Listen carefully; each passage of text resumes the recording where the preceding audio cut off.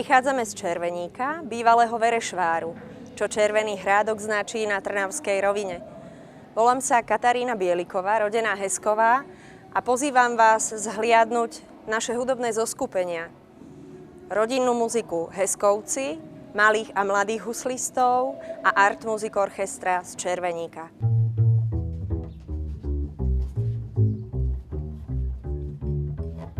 Basa tvrdí muziku, to je základná vec. Naozaj v Červeníku je strašne veľa muzikantov, aj zo skupení, už či je to dýchová hudba, rôzne takéto tanečné kapely, aj boli Omega Club, Galavils, Nálady. Ja som začal chodiť do hudobnej školy, ako teda ešte školpovinné dieťa na akordeón. To som skončil 7 rokov, ešte vtedy ľudová škola umenia a potom som začal hrávať tej našej takej určitej dedínskej kapele po zábavách, po svadbách. No a potom to trvalo od môjho 15. roku do roku 94 v tom zmysle, že viac menej nastúpila éra discjokejov a takéto živé kapely proste išli tak do úzadia. A v tom momente, jak som si povedal, že končím s mojím muzicírovaním, prišiel brat, že na fašianky bolo by dobre, ideme pochovávať basu, že kto bude hrať na kontrabas. Tak ja vyskúšam hrať na kontrabas. A odvtedy ma to tak chytilo, že som začal pokračovať, už nie teda na klávesové nástroje, ale na kontrabas. A dodnes to tak funguje, že hráme teda aj folklór s bratom, so sestrou, ako muzika Heskovci. No a popri tom aj na tú basgitaru. Odmala som rada tancovala, spievala, mama mi musela uviazať stužky na vlasy, vždy keď dávali nejaký folklórny festival zo záznamu, alebo či priamy prenos detvu, alebo hociaký taký zábavný program, kde bola tá ľudová muzika a tanec, tak vždy som vyspevovala, tancovala, mala som to veľmi rada.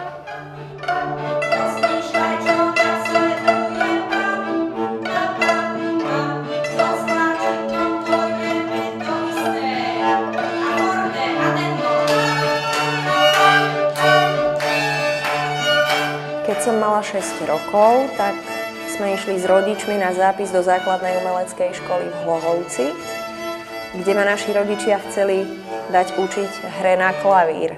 Dostala som sa mladému pánovi učiteľovi na husle, vozili ma do Hlohovca, ale bolo to také biednejšie, väčšinou tie hodiny nebývali ako bývali. A na dverách sme našli napísané rôzne oznamy, napríklad pán učiteľ tam napísal: som chorý, som na pohrebe, chod si cvičiť do koncertnej miestnosti. Alebo dokonca som mala aj taký zážitok, že ma poslal počas vyučovacej hodiny vybrať mu lieky do lekárne alebo kúpiť mu nejaké občerstvenie do mliečného baru, nejaký šalát s rožkami. To bolo také vyučovanie, no. Tak potom ma preložili do Piešťan, do základnej umeleckej školy. Ale ja keď spomeniem, ako ona chodila do Piešťan, do základnej umeleckej školy na 3 miesta, autobusom, napráskaným, keď išla o 1:30, tým autobusom išlo mnoho žiakov, mnoho pracujúcich už domov. Taký bol plný ten autobus, mne bolo do plaču, že musí takúto cestu konať. Ale chcela. Nemohla som povedať, Katka, skončí s tým. My sme cvičili tuto vzadu v chlapčenskej izbe, potom sme si to nahrávali na magnetofón, aby sme to počuli, či je to dobré. Ja keďže som od môjho najmladšieho brata o 10 rokov mladšia, tak ja ešte ako také dieťa hlúpe som im robila aj pri tých nahrávkach zle, že som do toho štekala a vydávala všelijaké zvuky, aby som to pokazila, potom som za to dostala. Tu po obede, keď prišli zo školy, si hrávali, to sa mi strašne páčilo. A v nedeľu po obede, keď sme sa naobedovali, to bol taký odpočinok. Na to si najradšej spomínam.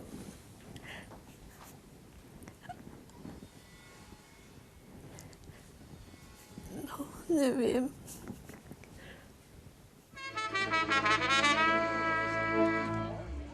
Darmo ma mamičko,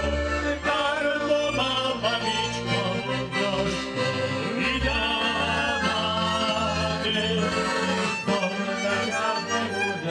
Dom na krásnej bude,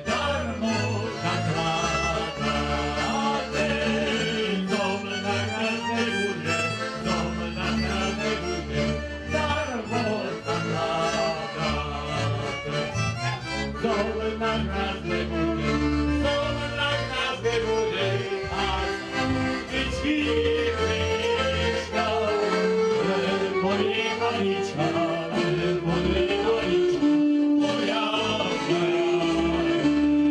Lebo je Anička, lebo je Anička, moja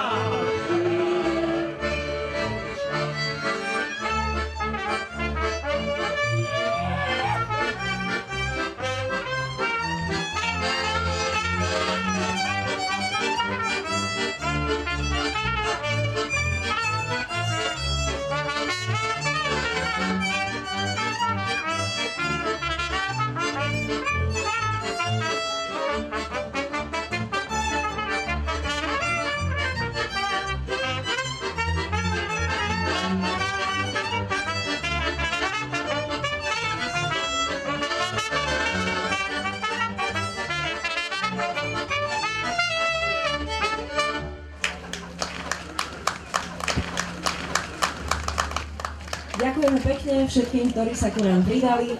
S ľudovou hudbou som sa stretol tak vážnejšie v Nitre na vysokej škole, kde som sa stretal so zaujímavými ľuďmi z prostredia folklóru, vo folklórnom súbore Zobor. Druhý taký podnet bol môj ujko, Tonko. Zbieral materiál k monografii o Červeníku. V Červeníku je silná tradícia dýchovej hudby a čomu aj určite vďačím, že taká tradícia sa zachováva dodnes, lebo možno ani ja by som sa nejak potom nepreniesol cez to všetko z toho dedinského nášho prostredia do toho širšieho sveta folklórneho života. A nedalo mi to pokoj, že som sa dozvedal postupne, že nebola len dýchová hudba, ale aj iné zoskupenia sláčikové. Ľudia si len pamätajú, že hrávala tu nejaká party a Miško cymbalista, ktorý bol veľmi malý a na stoličku mu dávali ešte nejakú podušku, aby dočiahol na ten cymbal, ale veľmi si nepamätali, nevedeli nič bližšie povedať, nezachovali sa zvukové záznamy, takže nadväzovanie na nejaký hudobný štýl sláčikovej muziky nebol vôbec žiadny. Tá dýchová hudba má tie možnosti, tak poviem, interpretačne obmedzené. Takže tie piesne, také clivé, ťahavé, alebo v iných rytmoch ako valčík, polka sa začali vytrácať.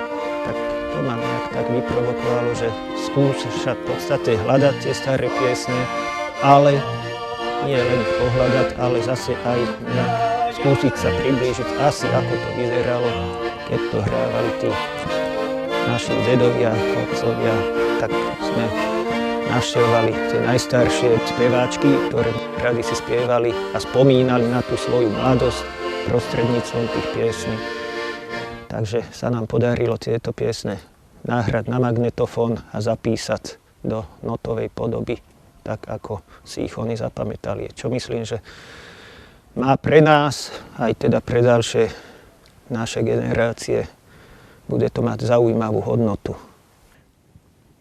Preto som chcela, aby tie moje deti, zvlášť chlapci, keď boli, že budú vojáci a budú môcť hrať na tom hudobnom nástroji, až sa naučia, tak že sa dostanú, hádam, domov skôr na opúšťak pre ten hudobný nástroj či harmoniku. No ale to moc ani nevyšlo. Ja som sa dostal do Plzne, kde sme sa stretli traja Slováci a sme sa teda zúčastňovali vtedy ešte armádnych súťaží umeleckej tvorivosti a sme teda prišli na celoštátne kolo. Ako sme mali vycestovať, tak veliteľ útvaru dal rozkaz, že nie, muzika nikam nejde, idete do stráže, ale zase čo mal na starosti podriadený veliteľa útvaru, že teda musíme tam ísť, už sme tam boli prihlásení a teda sme boli zo stráže stiahnutí s tým, že teda sme vedeli, že robíme volačo, čo sme nemali. No a sme prišli zo súťaže s tým, že prvý natešený veliteľ útvaru nám zablahoželal, výborné, hoši, všetko krásne, ale nakoľko ste porušili predpisy, idete do basy. No a tak sme si odspali jednu noc v base a na druhý deň sme pokračovali. Keď som začala chodiť na strednú pedagogickú školu do Modry a tam mi dali nástroj klavír. Husle mi začali veľmi chýbať. Dozvedela som sa, že by bola taká možnosť prúdové konzervatórium v Bratislave v triede pani učiteľky Olany Šestákovej, ktorá už ako pani dôchodkyňa, ale veľmi dobrá učiteľka huslí. Ona bola taká prísna, vždy som sa v dobrom v úvodzovkách bála. Cvičila som na internáte v Modre, v umývárke, na umývadle, na batérii boli noty opreté, lebo tam sme boli na izbách 4. To ešte som mala veľmi luxus, veľký, lebo dievčatá boli po 10, po 11, to boli také izby.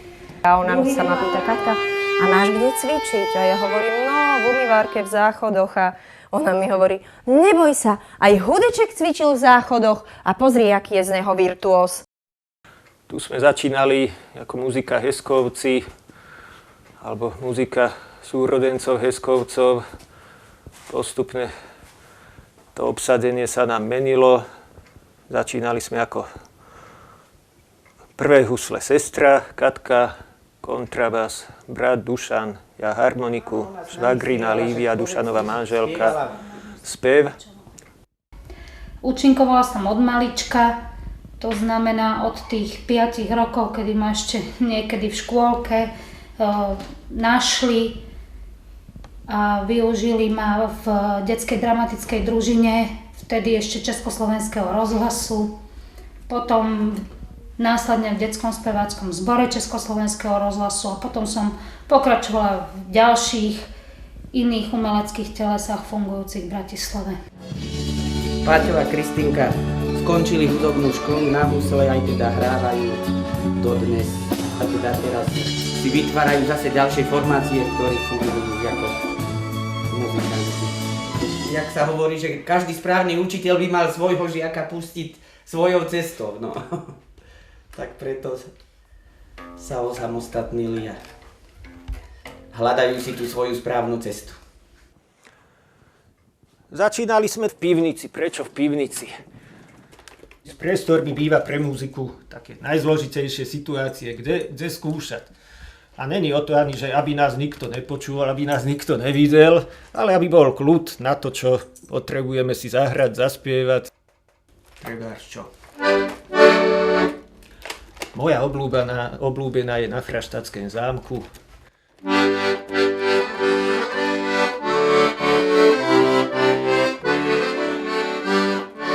Na Chraštatském zámku mám ja frajerenku, ja ju dobre znám.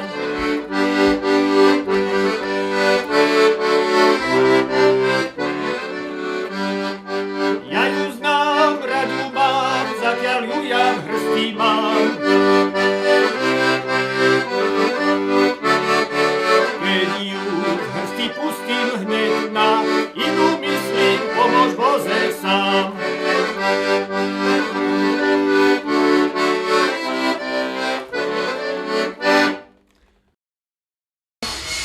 Keď som hrala v Bratislave, v súbore, v techniku, v detskom kremienku, chodili sme totižto aj po takýchto vysokoškolských súboroch. Videla som rozdiel práce aj úrovne, čo ľudia dokážu v tej dedinskej folklórnej skupine napríklad, a v tom súbore tá úroveň bola vyššia. Až potom počase Miro Kapasný v techniku vedúci, to tiež ma tak povzbudilo a získala som iný obzor pohľadu na túto vec. Hovorím, keď som sa ja tak možno menej cenne priznala, že ja som teda z dediny z Červeníka a hrávala som v dedinskej folklórnej skupine. A on tak hovorí, áno, a to je veľmi dobre, pretože tam je tá základňa v tých dedinských folklórnych skupinách. A vtedy som si nad tým začala tak trošku inak rozmýšľať, že naozaj tá Bratislava nie je to také boom, ako to na nás pôsobí, alebo teda na tých mladých ľudí, ktorí tam prichádzajú, učiť sa, študovať, potom možno aj žiť, že naozaj tá Bratislava je tam pozbieraná zo všetkých koncov Slovenska a aj z tých slovenských dediniek a je to dobre.